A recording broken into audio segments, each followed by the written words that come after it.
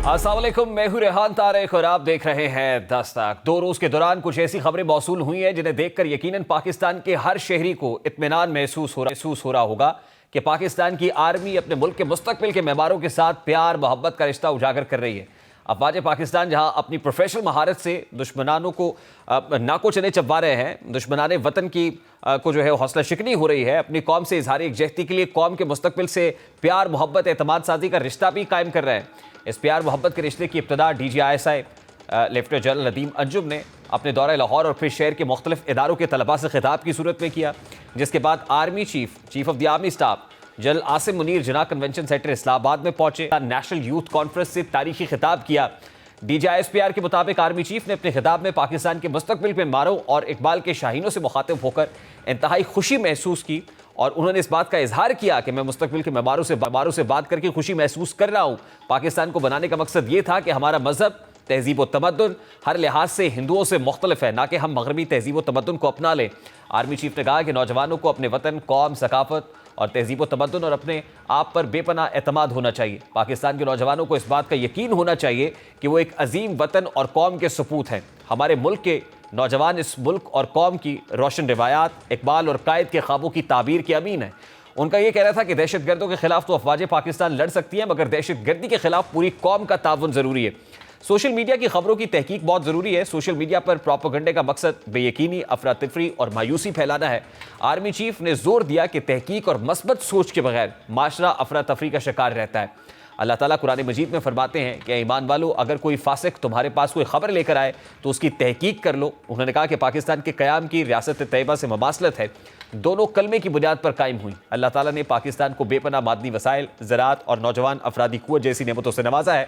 मुसलमान मुश्किल में सब्र और आसानी में अल्लाह का शुक्र अदा करता है। हमारी अफवाज हर किस्म के खतरे और साजिश के खिलाफ हमादम तैयार है। पाकिस्तान है तो हम हैं, पाकिस्तान नहीं तो कुछ भी नहीं है। पाकिस्तान अपनी खुद मुख्तारी पर कोई समझौता नहीं करेगा। पाकिस्तान के रोशन मुस्तकबिल पर कामिल यकीन और इस्लाफ की मीरास को कायम रखना है।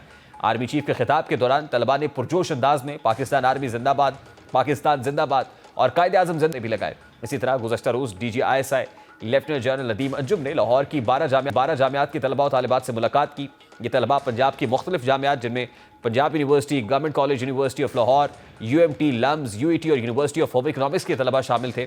लेफ्टिनेंट जनरल नदीम अंजुम ने अपने खिताब में सियासी और इक़्तिसादी सूरत हाल, अंदरूनी इस्तेहकाम, इलाकाई सलामती, यूथ का पाकिस्तान की आबादी में बेहतरीन तनासुब, समंदर पार पाकिस्तानियों की अहमियत और किरदार, तनव्वुर, इत्तेहाद और फिर मजहबी लिसानी लिहाज से जो फ़िरकावारियत है उस पर रोशनी डाली। जिसके बाद लेफ्टिनेंट जनरल नदीम अंजुम से तकरीबन 50 से ज़ायद सवालात पूछे गए, जिसका उन्होंने नहायत खंदा पेशानी से मुदल्लल जवाब भी दिया।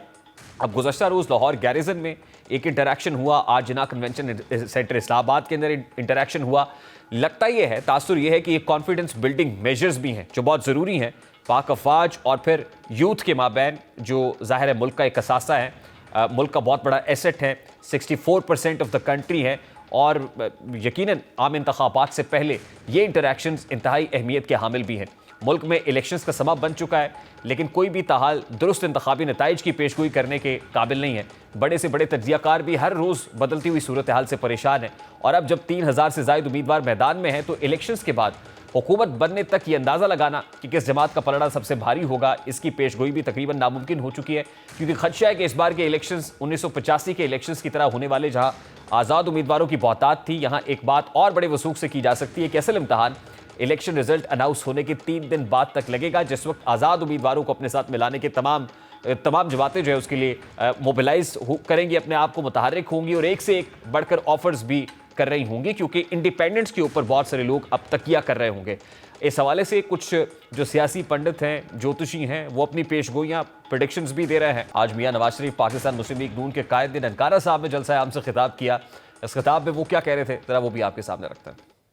कोई इम्पोर्टेड वजीर आजम नहीं है, मकामी वजीर आजम था मैं, मकामी, और ये नाकामी वजीर आजम थे, नाकामी। नवाज शरीफ के खिलाफ साजिश ना होती, 5 जज मिलकर बेटे से तनख्वाह ना लेने पर ना निकालते, हुकूमत बरकरार रहती, एक भी शख्स इस ननकाना साहब में आज बेरोजगार ना होता, घरों में खुशहालियां होती, आटा सस्ता होता, आज भी रोटी 4 रुपए की होती।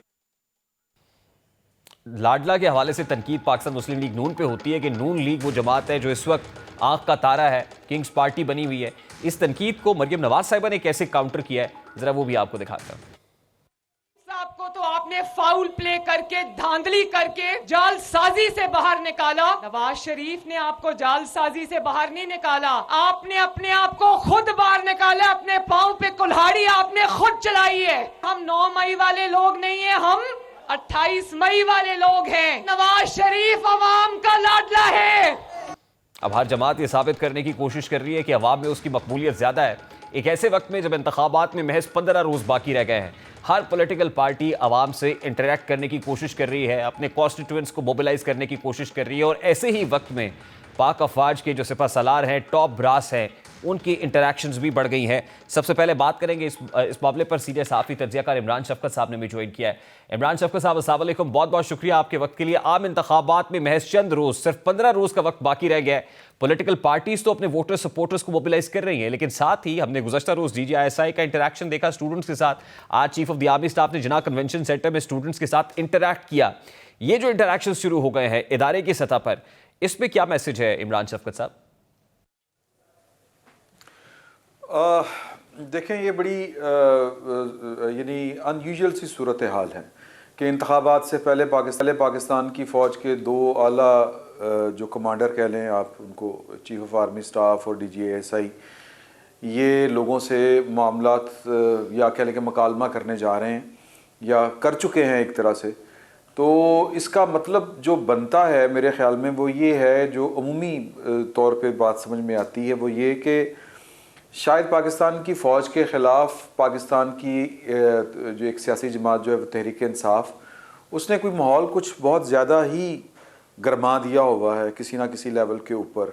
और हम जिस तरह से देखते हैं कि जो सियासी जमातें हैं वो जो उनके मद्दे मुकाबिल हैं पाकिस्तान तहरीक इंसाफ के, पाकिस्तान मुस्लिम लीग नून, पाकिस्तान पीपल्स पार्टी,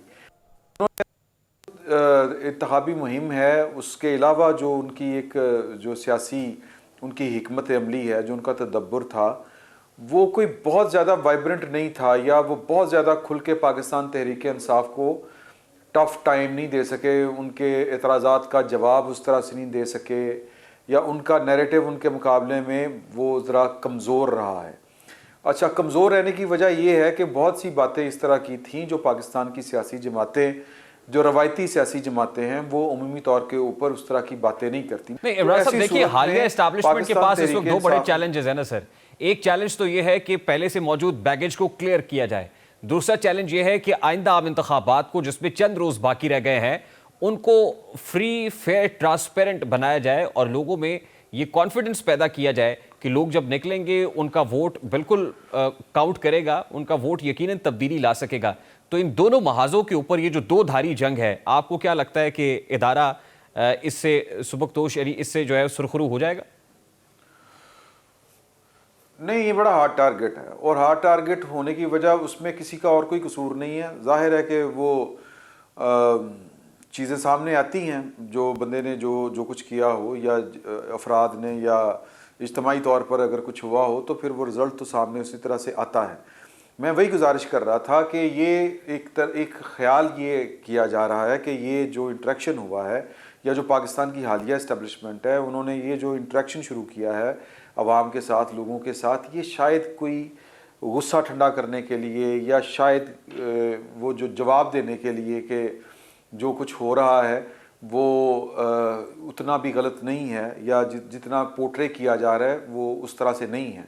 क्योंकि पाकिस्तान की सियासी जमातें उस नैरेटिव को काउंटर नहीं कर सकी।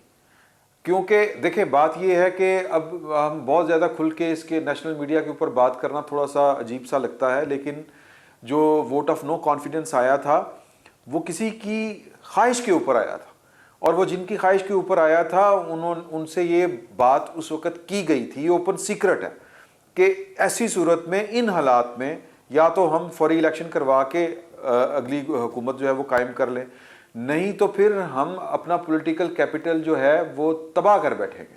वो तबाह हो चुका है। इमरान साहब, मेरा बड़ा सादा सा सवाल है। वही है जो देखिए, at this point in time भी एक खास पॉलिटिकल पार्टी के ऊपर ये टैग है कि वो लाडले हैं या उनके लिए फजा साजगार है। आपको लगता है, जाहिर है जब एक पॉलिटिकल पार्टी के बारे में है तो दूसरा एक इदारे से मुताल्लिक भी एक शक पैदा किया जाता है कि इदारा उनकी सहूलतकारी कर रहा है। अब ऐसे मौके पर क्या इदारे ने भी ये फैसला कर लिया है कि मज़ीद जो है वो ये तनकीद बर्दाश्त नहीं, यानी ये मज़ीद नहीं देखेंगे कि उन हदफ तनकीद जो है उस इदारे की तरफ हो या उस इदारे के ऊपर ब्लेम गेम शुरू हो जाए कि ख़ास पॉलिटिकल पार्टी को सपोर्ट किया जा रहा है? तो क्या उन्होंने डिस्टेंस कर लिया है, यानी वो जो प्रिंसिपल पोजीशन है न्यूट्रल रहने वाली, वो प्रिंसिपल पोजीशन अब आ गई है, इंटैक्ट है? नहीं, वो आ नहीं सकेगी, वो आ नहीं सकेगी। प्लेयर 3 है आपके पास, और इन 3 प्लेयर्स में ऑप्शन आपके पास क्या बचती है? एक है पाकिस्तान मुस्लिम लीग नून, एक है पाकिस्तान पीपल्स पार्टी, एक है पाकिस्तान तहरीक इंसाफ। पाकिस्तान तहरीक इंसाफ जो है वो कुछ हुआ ही क्यों था अगर उसी की तरफ जाना था तो, या उन्हीं को अगर गुंजाइश मिलनी थी तो, एक बात, अब ये लॉजिकल बात है। दूसरी बात, पाकिस्तान पीपल्स पार्टी तो अब आके पंजाब में थोड़ा सा कोई काम कर रही है। बिलावल भुट्टो जरदारी आपको पंजाब में नजर आ रहे हैं, अब स्लीट हो चुकी है पाकिस्तान पीपल्स पार्टी। तो पंजाब में जिसकी यानी पंजाब से ही आप हुकूमत बना सकते हैं, ऑप्शन नून लीग के अलावा और कोई बचती नहीं है। तो दोनों पार्टियों के पास जो है वो शायद यही ऑप्शन है। नहीं, बट इमरान साहब कता कलामी के लिए बात, इस वक्त इंडिपेंडेंस का मेला भी तो सजा हुआ है। ठीक है, ये 3 पॉलिटिकल स्टेक होल्डर्स हैं, प्लेयर्स हैं, पीपल्स पार्टी, PMLN या PTI है, तो इस वक्त तो इंडिपेंडेंट्स बहुत बड़ी तादाद के अंदर इंतखाबात की दौड़ के अंदर है। तो आपको नहीं लगता कि उससे जो नई जो इमर्जिंग पॉलिटिकल पार्टीज हैं, वो IPP हो, वो PTI पार्लियामेंटेरियन हो, छोटी छोटी जमातें इस तरह की, उनसे वो काफ़ी कैपिटलाइज कर सकती हैं और इस वजह से भी इन 3 पॉलिटिकल मेन स्ट्रीम पार्टी से खुद को डिस्टेंस रखा जा सकता है? अच्छा चले, अब इसकी मुमकिन सूरत की जो सूरत बनती है, इसकी सूरत गरी हम कर लेते हैं कि एक आज़ाद लोगों का एक मजमुआ हो, वो PTI हो या IPP हो, लीड कौन करेगा?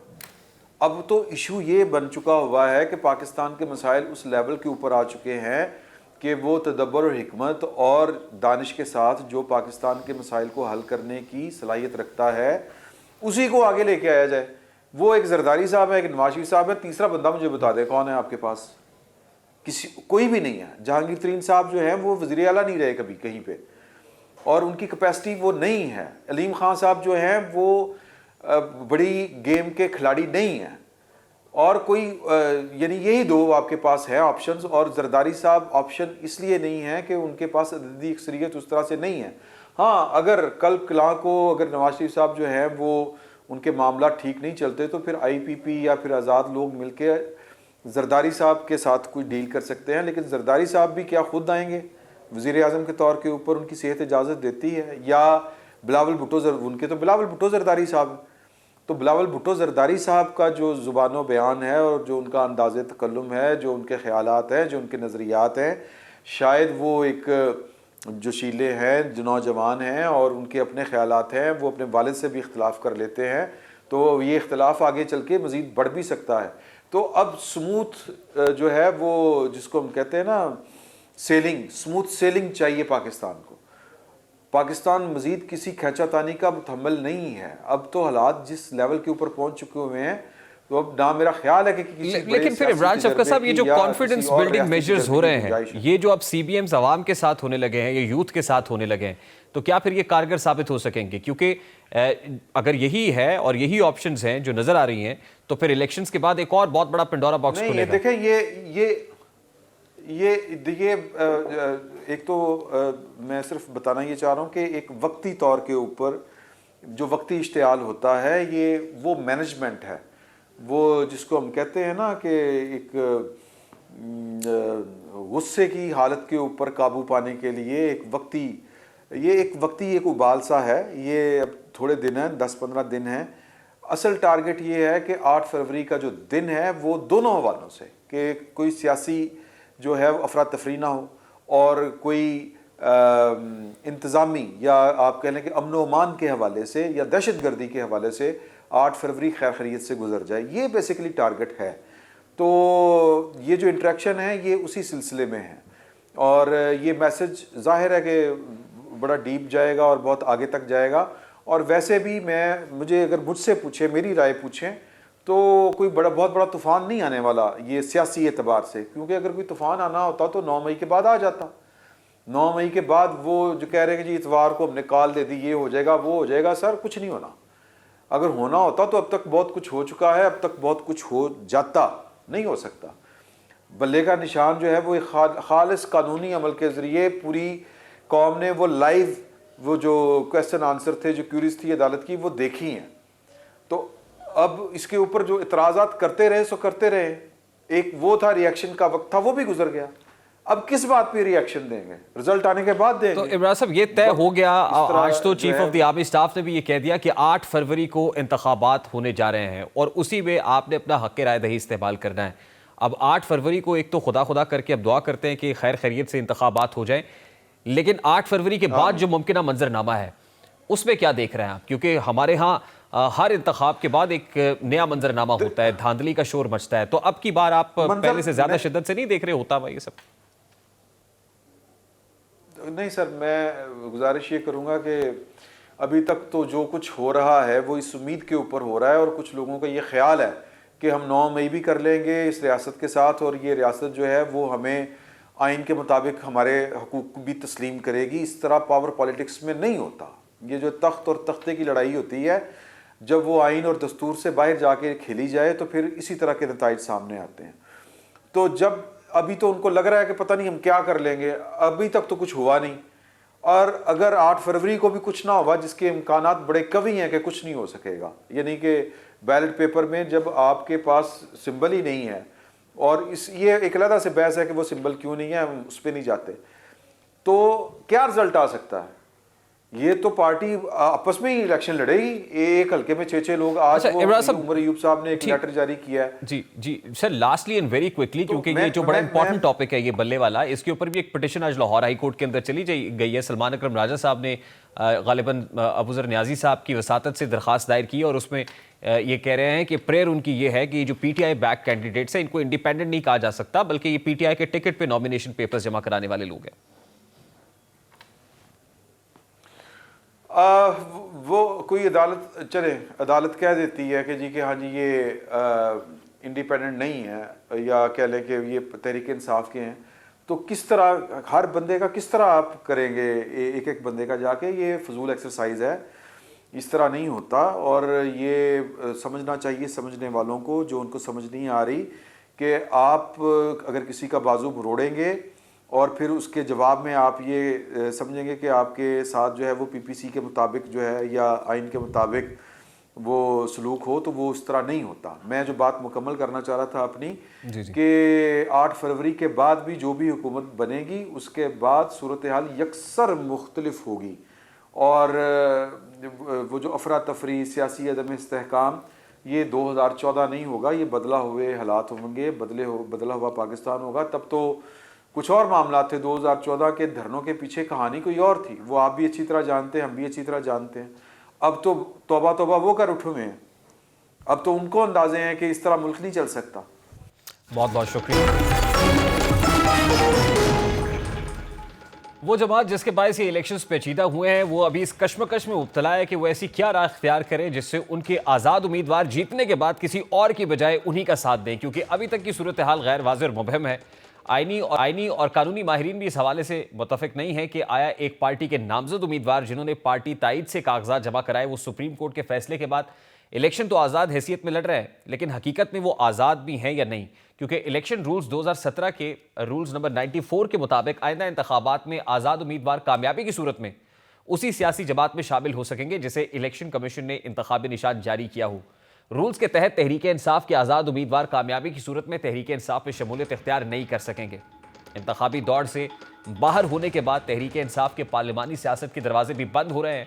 इस हवाले से इलेक्शन रूल्स 2017 के सेक्शन 94 के मुताबिक आज़ाद उम्मीदवार 3 रोज़ में सियासी जमात में शमूलियत का ऐलान करेगा, और इसी रूल नंबर 94 में वजाहत की गई है सियासी जमात का मतलब जिसे इलेक्शन कमीशन की जानिब से इंतखाबी निशान जारी किया गया है।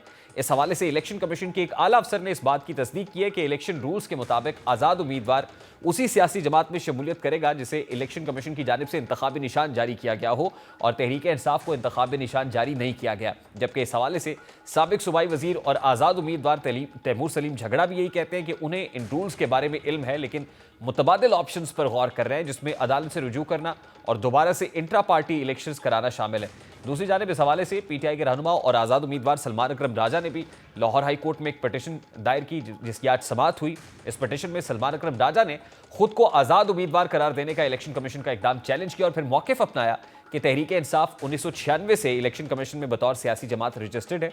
इंट्रा पार्टी इलेक्शंस के मामले पर पीटीआई से इंतखाबी निशान लिया गया है, लेकिन पार्टी अब तक मौजूद है, इसलिए इलेक्शन कमीशन को हुक्म दिया जाए कि बैलेट पेपर पर उन्हें पीटीआई का उम्मीदवार लिखा जाए। इस केस में समाअत आज लाहौर हाईकोर्ट में जस्टिस अली बाकर नजवी की सरबराही में 2 रुकनी बेंच ने की और दौरान समाअत दरखास्त गुजार ने मौक़िफ़ इख्तियार किया कि पीटीआई ने सलमान अकरम राजा को इलेक्शन लड़ने का टिकट जारी किया है, जिस पर अदालत ने इस्तफसार किया कि क्या इलेक्शन लड़ने वाले उम्मीदवार के बैलेट पेपर पर पार्टी का नाम लिखा होता है जिसमें शमूलियत करना चाहता है। वकील दरखास्त गुजार ने कहा कि बैलेट पेपर पर आज़ाद उम्मीदवार का नाम नहीं लिखा होता। इलेक्शन के 3 दिन बाद किसी भी पार्लिमानी पार्टी में शमूलियत करना होती है। मेरी दरखास्त है कि इलेक्शन कमीशन पार्टी के नामजद उम्मीदवारों के बैलेट पेपर्स पर आज़ाद उम्मीदवार ना लिखें, पार्टी का नाम साथ लिखें। दरखास्त गुजार ने कहा कि कानून के मुताबिक 2 तरह के उम्मीदवार होते हैं, एक आज़ाद और दूसरे जिनको पार्टी ने नामजद किया है। अदालत ने इस्तफसार किया कि आपको तहफ़्फ़ुज़ात क्या हैं।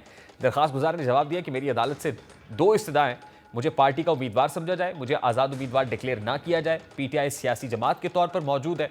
इलेक्शन कमीशन के पास ये इख्तियार है कि वो पार्टी का इंतखाबी निशान उम्मीदवार को ना दे, ये इख्तियार नहीं है कि पार्टी से अलग कर दे।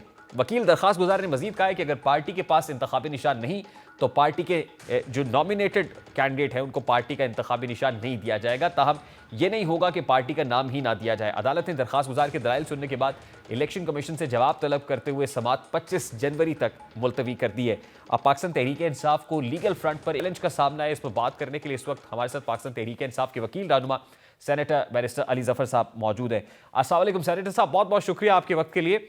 सबसे पहले तो ये कहिएगा कि इस वक्त सबसे बड़ा challenge Pakistan Tehreek Insaf back independent candidates को ये है कि जीतने के बाद उन्हें कोई और पार्टी ना ले उड़े, तो इस पर कैसे बंद बांधेंगे? और आज ही जो सलमान अकरम राजा साहब की पिटीशन लाहौर हाई कोर्ट में थी, आपको लगता है कि कन्विंस कर पाएंगे कोर्ट को कि ये जो पीटीआई के नॉमिनीज हैं इनको आज़ाद डिक्लेयर ना किया जाए बल्कि पीटीआई बैक कैंडिडेट डिक्लेयर कर दिया जाए?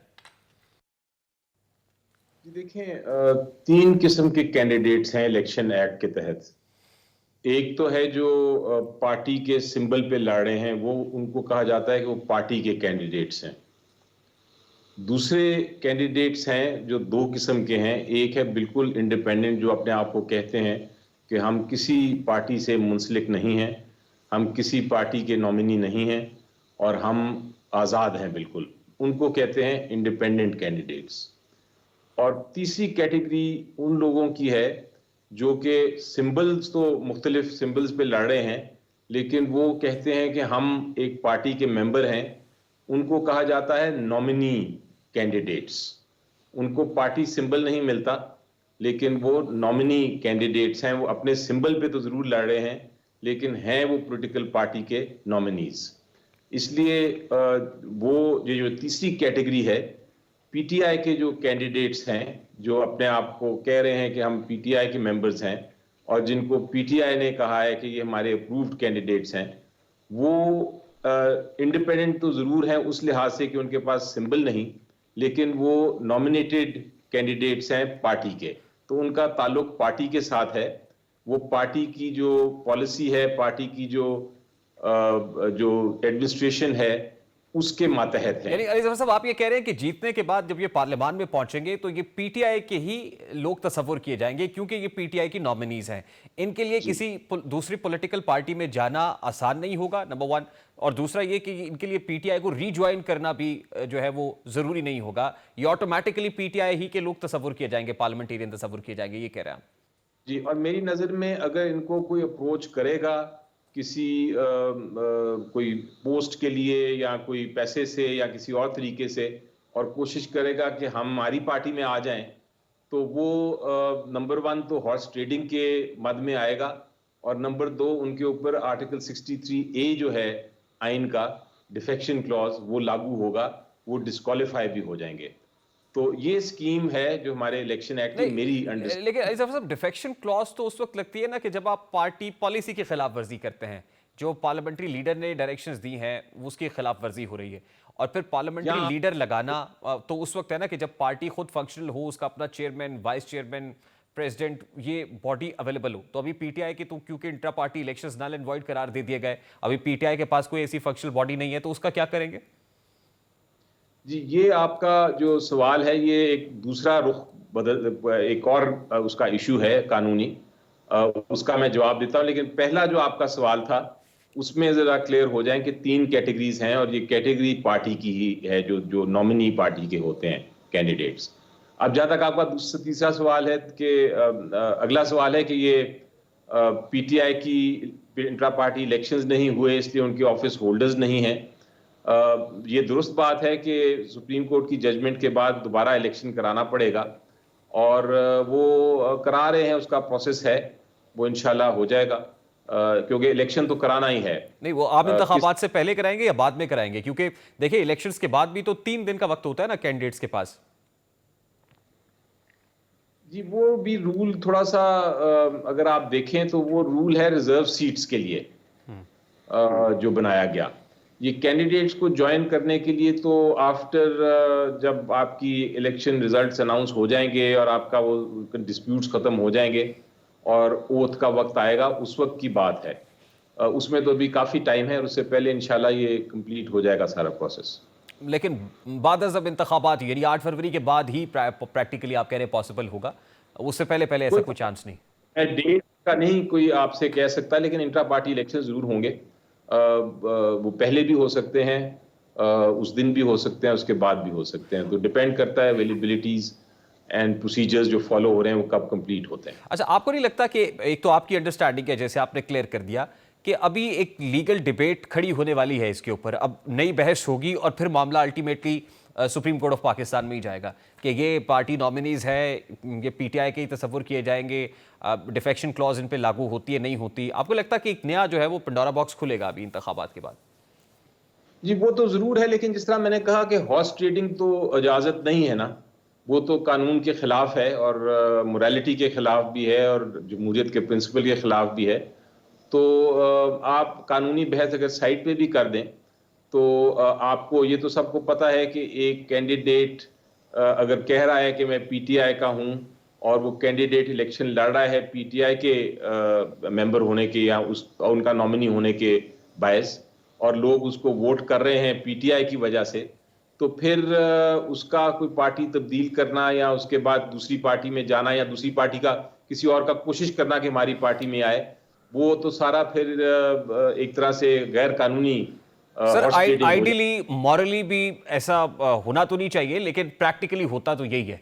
और फिर उसमें एक 63A की तशरीह के बाद जाहिर है एक कदगन जरूर है, मौजूद है, लेकिन यहाँ पर केस ये है ना कि आप जैसे कह रहे हैं वो तो पीटीआई के नॉमिनी और पीटीआई की तरफ से पार्लियामेंटेरियन, लेकिन लीगल बहस ही जाहिर है इस सारे मामले को समेट सकती है ना। अगर वो इंडिपेंडेंट्स होंगे तो फिर तो कोई डिफेक्शन क्लॉज उन पर लागू ही नहीं होगी और फिर बड़ा आसान रास्ता होगा कि वो किसी भी पॉलिटिकल पार्टी को ज्वाइन कर लें।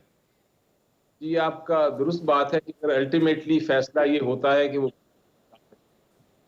तो फिर तो ये पोजीशन आपकी बात दुरुस्त है। बहुत बहुत शुक्रिया।